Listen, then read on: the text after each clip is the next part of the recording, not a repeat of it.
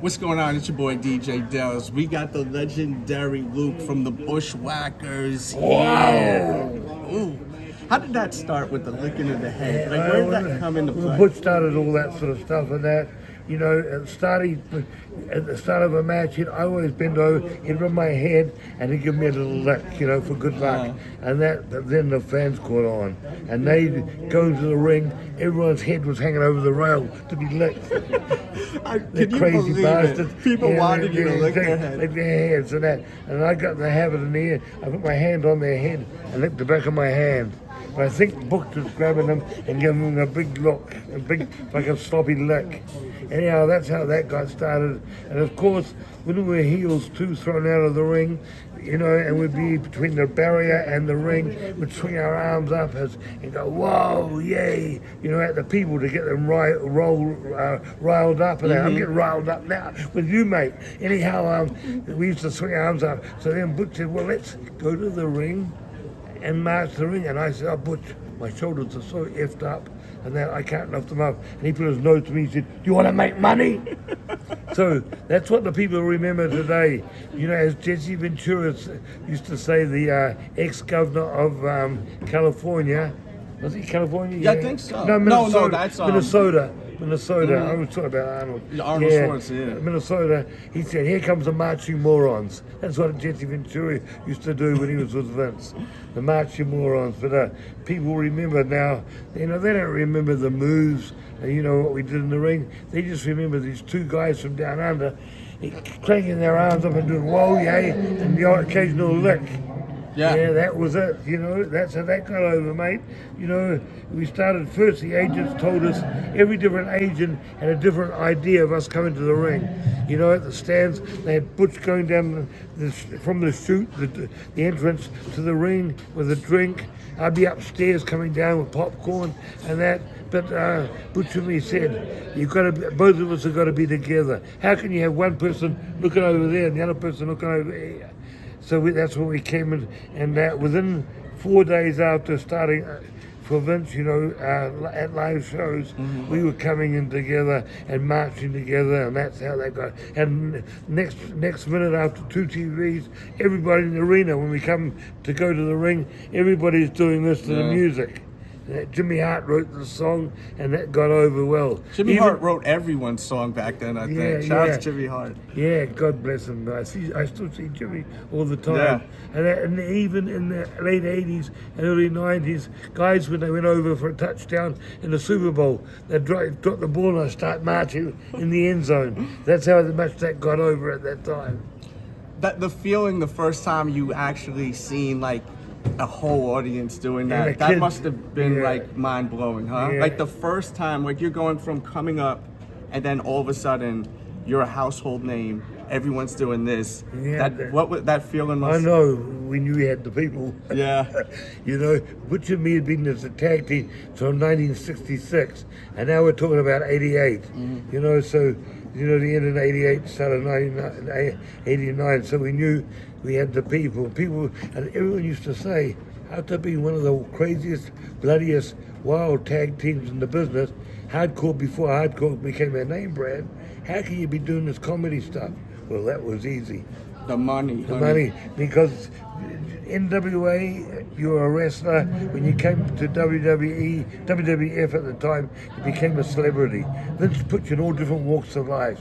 Put you on television shows, not wrestling shows, other kinds of shows. You'd have your sportsmen's dinners and all the toy companies. You'd be going to their Comic Cons and that, you know, cons that they did to sell dolls, you know, figurines and everything like that. Vince got you out marketing all areas, and that's what helped draw those crowds, you know, in the 80s. Of course, WrestleMania was running wild, and Hulkamania was running wild. The 80s was wild. Yeah. And one of my wildest times too, in the 80s, I was in the ring in Madison Square Garden, and then Hulk came to the ring. That fucking arena exploded. Butch could put his mouth like this in my ear, and I couldn't hear him. That's how that crowd, that aura, that's in the 80s with Hulk Hogan.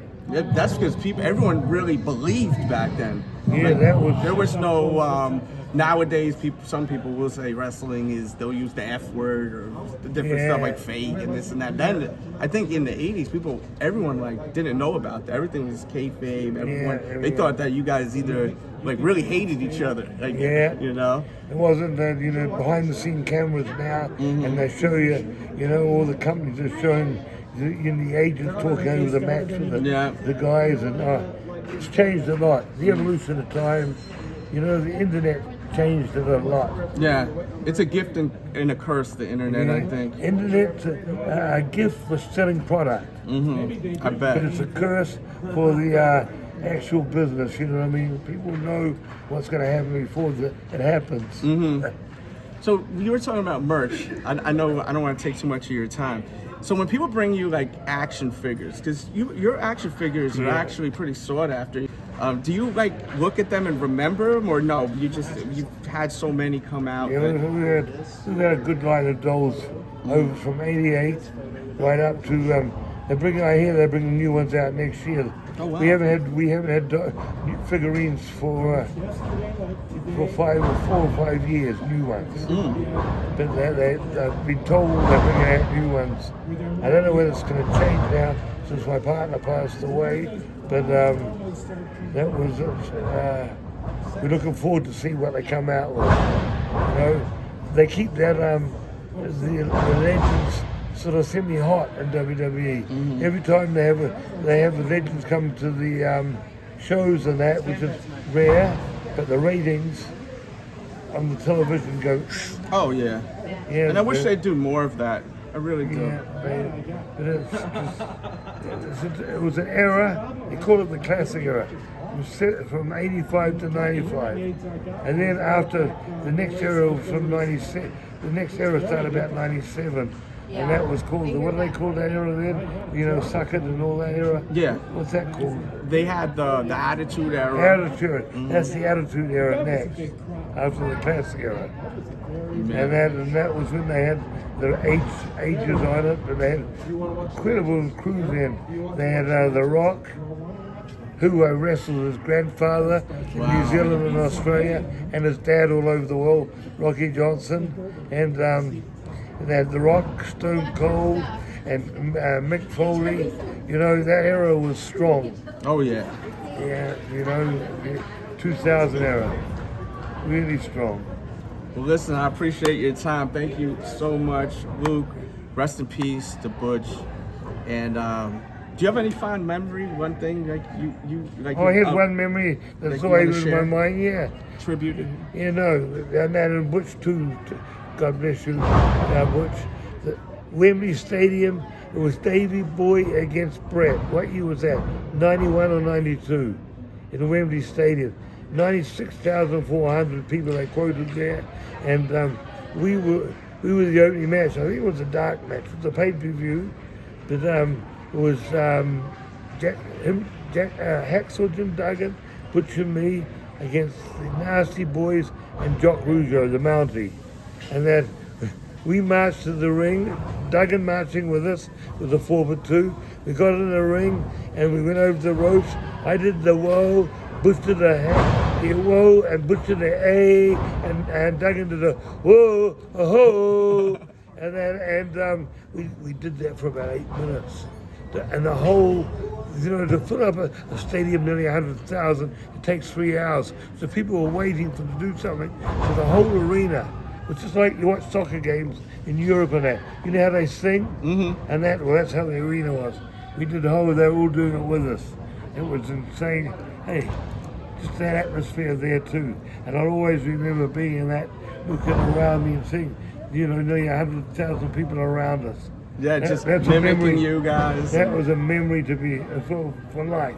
That's beautiful, man. Yeah. Well, I really appreciate your time. Thank you so much. Good to be here, and it's good to be here. NWA show, mate. The Crockett Cup 2023. It's still going. It ain't gonna stop, baby.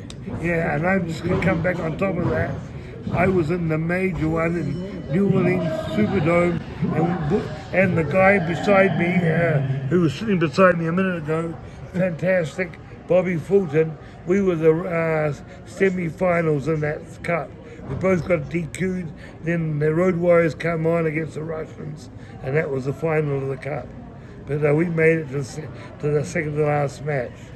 Fantastics against the Sheepherders. And you need to check that out on YouTube or Google. Yes. The Crockett Cup 1986 in New Orleans Superdome. Fantastics versus the Sheepherders. It's something to watch. Go watch that. Yay! Whoa!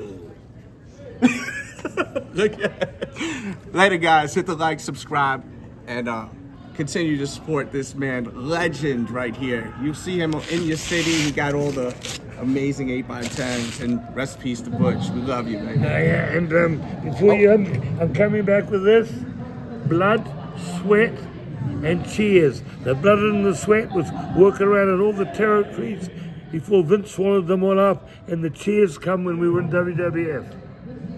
Get it.